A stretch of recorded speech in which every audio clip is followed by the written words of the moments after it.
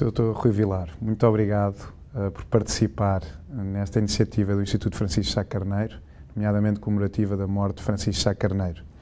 Eu gostaria de lhe começar por fazer uma pergunta relativamente à sua experiência, e penso que foi aí nesse período que conheceu no início das SEDES e a importância que a SEDES teve para o processo democrático em Portugal, e nomeadamente todas as suas experiências e contactos que teve com Francisco Sá Carneiro. Eu conheci o Francisco Sá Carneiro no fim de 1970 ou no início de 71, quando procurávamos alargar o número de sócios das SEDES no Porto. Foi o Artur Santos Silva que nos apresentou. Naturalmente que já conhecia a personalidade do Francisco Sá Carneiro, dado o seu envolvimento na ala liberal na Assembleia Nacional e nos movimentos dos católicos inspirados na doutrina conciliar e no magistério do Bispo do Porto, Dom António Ferreira Gomes, mas convivi com ele nas SEDES. Recordo-me que ele se tornou rapidamente um sócio ativo. Em abril de 71 participou num colóquio em Lisboa sobre a comunicação social e veio a ser membro do Conselho Coordenador em 72. A partir daí estabeleceu-se uma amizade que perdurou para sempre. Mais tarde, penso que nas suas experiências governativas, já pós 25 de Abril, pós a Revolução, vem ter também um contacto com Francisco Sá Carneiro, nomeadamente no Governo Constitucional. Pois o Francisco Sá Carneiro fez um dos melhores discursos no debate sobre o programa do governo em 76, no primeiro governo constitucional.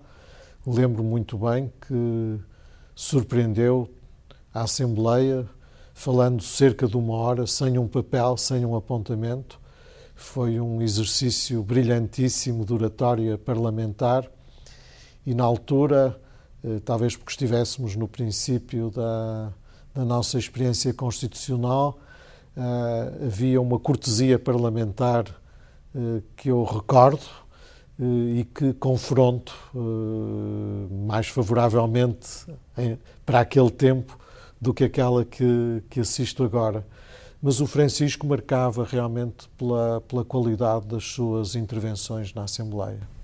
Foi também interpelado por ele, chegou a ser, entre as experiências governativas um pouco posteriores? Pois, nas idas à Assembleia, recordo-me muito bem dos debates que tivemos nessa altura. Exatamente. Soutor, diga-me uma coisa, relativamente a tudo o que conviveu com Francisco Sá Carneiro, relativamente ao tempo que vivemos hoje, e eu penso que até na resposta à pergunta anterior referiu um pouco que, enfim, tentei dizer que o Parlamento naquela altura seguia um exemplo que se calhar seria um pouco melhor do que o que assistimos atualmente. Nesse sentido, o que é que pensa do testemunho de Francisco Sá Carneiro? É um testemunho que faz sentido para o presente, para o futuro? Podemos tirar ilações desse testemunho? Eu penso que o Francisco Sá Carneiro deixou em todos nós a memória de um homem de caráter, pela sua coragem, pela sua frontalidade, pelos valores e pelas causas em que se empenhou.